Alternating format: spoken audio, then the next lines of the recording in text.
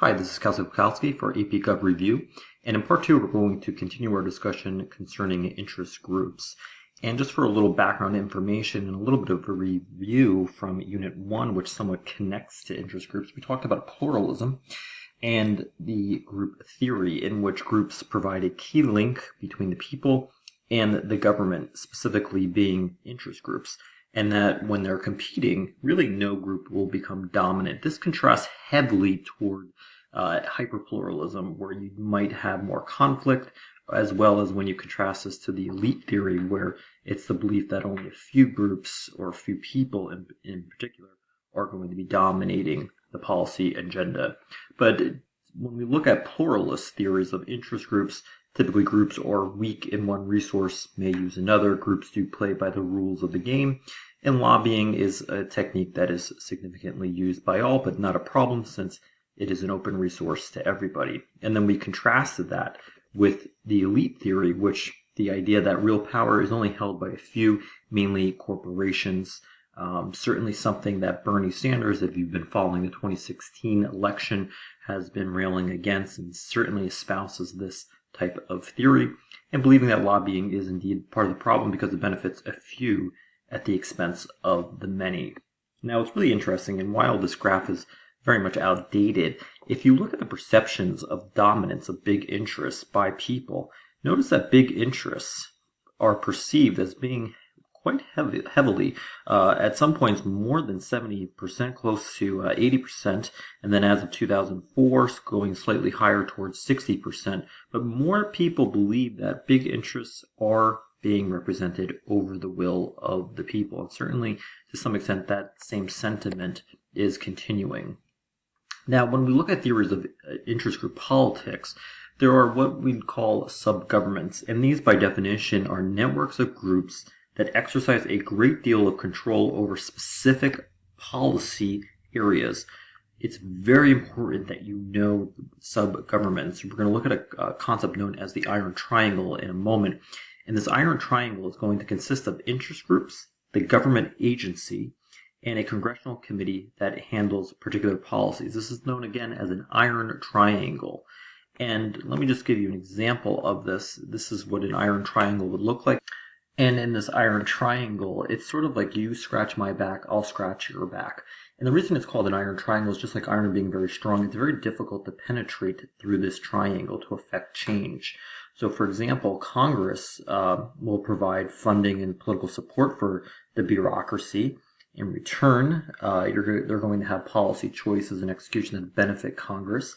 Interest groups are going to be benefited by lower regulation and special favors. In return, it's going to lobby congressional support for the bureaucracy in terms of money being allocated for its budget. And then interest groups are going to support congressional members through electoral support. And in return, they're going to get friendly legislation that benefits the interest group.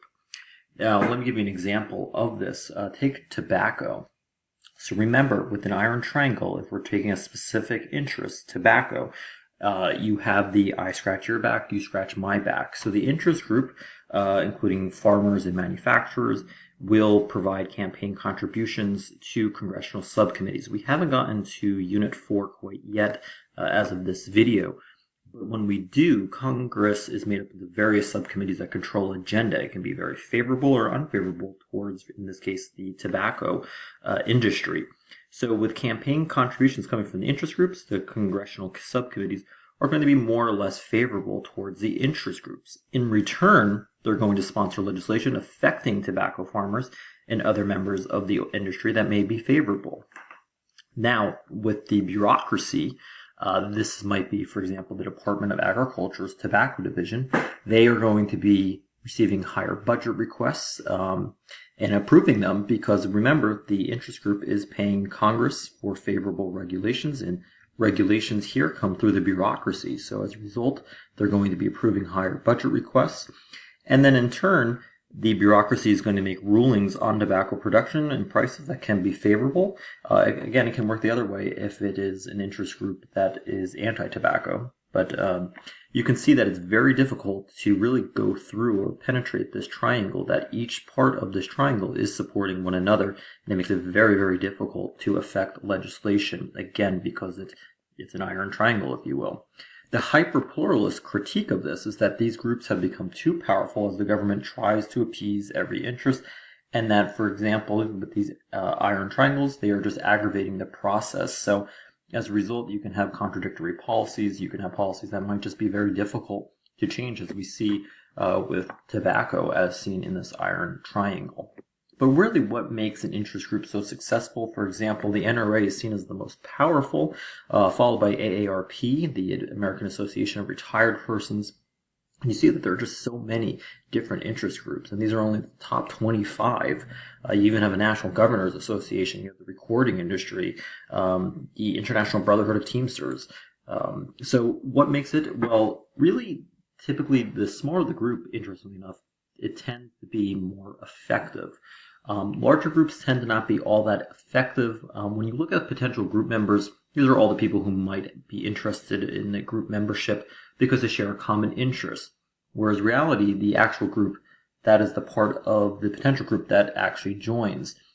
Problem is, though, the collective good. If you are an environmental interest group, if you're spending lots of money and you have membership, well, the members aren't just going to benefit, let's say, from clean air legislation. You can't hold clean air from everybody because that's a public type of thing. Everyone breathes clean air. So as a result, that can be very problematic for an interest group, especially if they are advocating for a collective good, such as a clean air or clean water, things of that nature.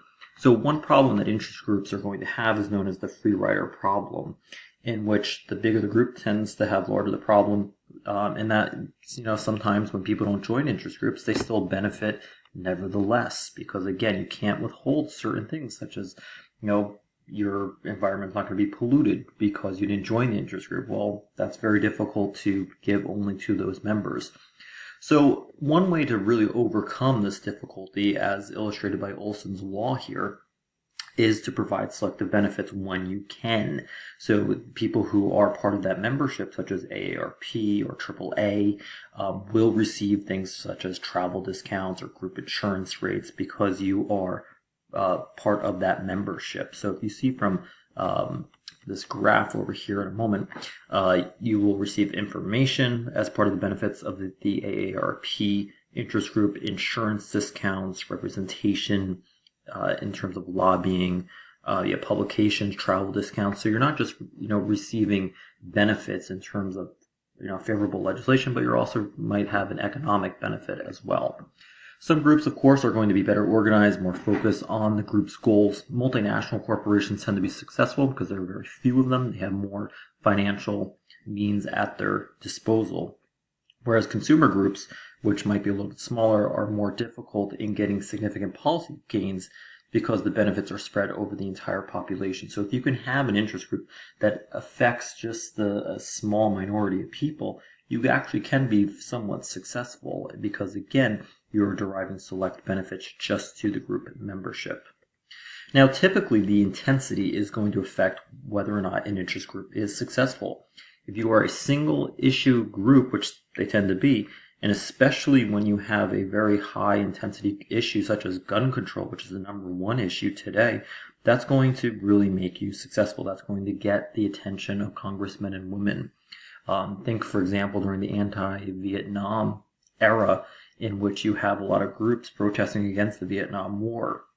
Also, when you have an emotional issue, providing them with a psychological advantage. Take, for example, abortion. When you have these kids, abortion kills children, you have children holding these signs, that can appeal to people's emotions, giving them thus a greater advantage. And again, with this intensity, can encourage non-conventional means of participation, such as protests, even boycotts as well. So that can be certainly part of the recipe for success. Financial resources as well are very important. Of course, groups have differing amounts of money. Wealthier groups can have more resources and more access, but that doesn't always guarantee a win, but it can't hurt. So, for example, when we look at trade groups dominating with lots of financial resources in 1959, this is no longer the case. As there are more interest groups, thanks to technology, you can better reach people thanks to social media. So again, you have a number of associations or interest groups represented today. Again, look at 1959, you still have a good amount. And today, although this dates back to 1995 and it's actually grown toward more interest groups, you just have a wide variety being represented today. Now, it's important to point out 527 organizations, and this sort of piggybacks toward when we were talking about political action committees. This is a little bit different in the sense that it is a tax-exempt group formed primarily to influence elections through voter mobilization efforts and issue ads that do not directly endorse or oppose a candidate. So in this case, they are not subject to contribution limits or spending caps by any means. And again, they will not endorse one side or the other. They will simply raise an issue during the election year. They might state a series of what you might call quote-unquote facts.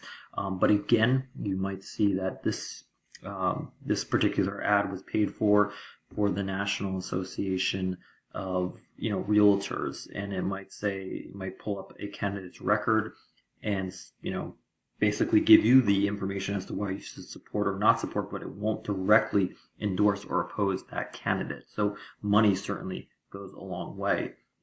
And by 2012, federally focused 527 organizations spent more than $300 million, and that is certainly increased. If you look at 527 organizations as of 2012, you have quite a number spending, at the top, $11.6 million, and as low as $2.8 million, again, for both Democratic and Republican parties.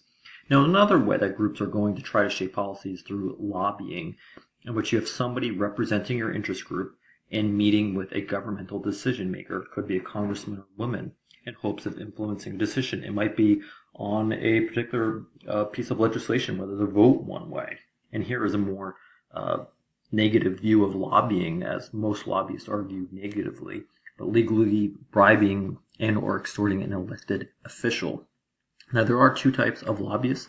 You have your regular paid employees that might represent a corporation or union, and then you also have temporary hires, which are for smaller groups that can't afford to hire in a lobbyist full time. But lobbyists can be very expensive.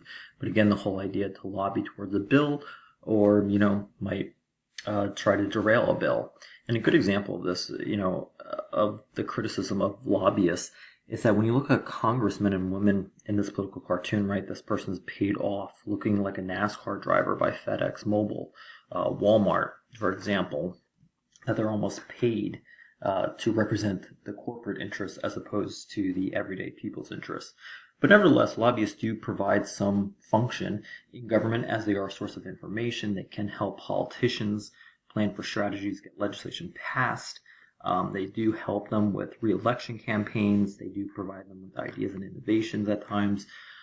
It is split amongst political scientists as to whether lobbying does work, but nevertheless, they can provide meaningful avenues at times, although again, I will reiterate that a lot of people have a very negative view of lobbyists.